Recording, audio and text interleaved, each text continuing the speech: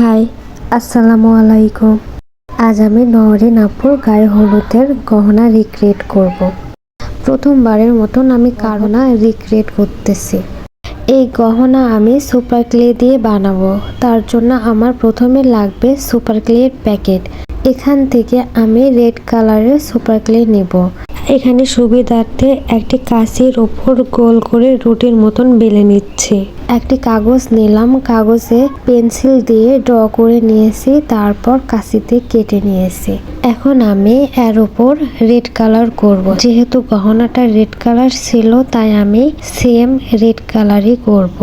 তার জন্য red colour নিলাম। এরপরে একটি তুলির সাহায্যে রেড কালার করে নিচ্ছে। এরপর যখন রেড কালার শুকিয়ে যাবে তখন এর চারিদিকে মাঝখানে আমি গোল্ডেন কালার দিয়ে দিব। আমি একে একে গহনার সবগুলো পাপড়ি বানিয়ে নিলাম। সবগুলো একইভাবে বানাতে হবে তাই আমি আর দেখালাম না।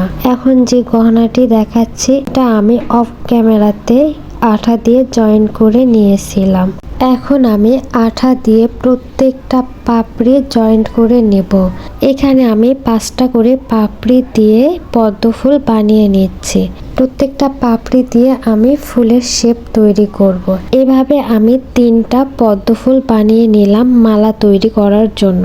তার সঙ্গে একটা টিকলির জন্য বানিয়ে নিলাম আর একটা ফিঙ্গার রিং এর জন্য বানিয়ে নিলাম। এখানে মোট আমি 5টা বানিয়ে নিলাম। এখন আমি কানের দুল তৈরি করার জন্য 2টা পাপড়ি মাঝখানে আঠা দিয়ে একটি পাপড়ি দিয়ে দিলাম। এভাবে আমি কানের দুলের পাপড়ি বানিয়ে নিলাম। এই তো আমার কানের দুলও হয়ে গেল। এখন আমি ফুলের মাঝখানে কিছু কাঠি অ্যাড করব।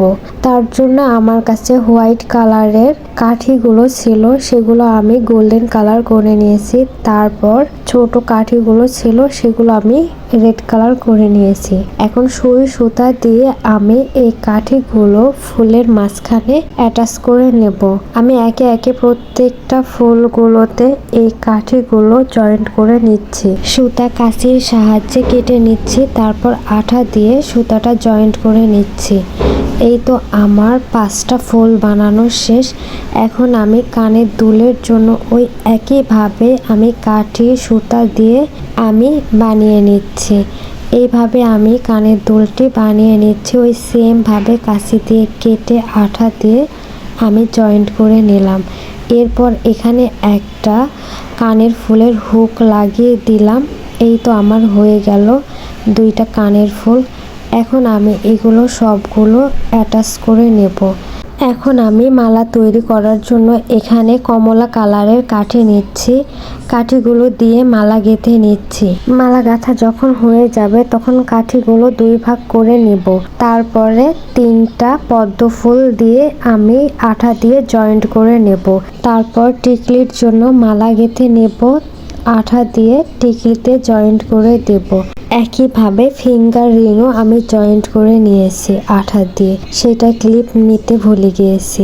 আপনাদের কাছে ক্লে দিয়ে বানানো গহনাগুলো কেমন লেগেছে জানাবেন। দেখা হবে পরের ভিডিওতে। টাটা।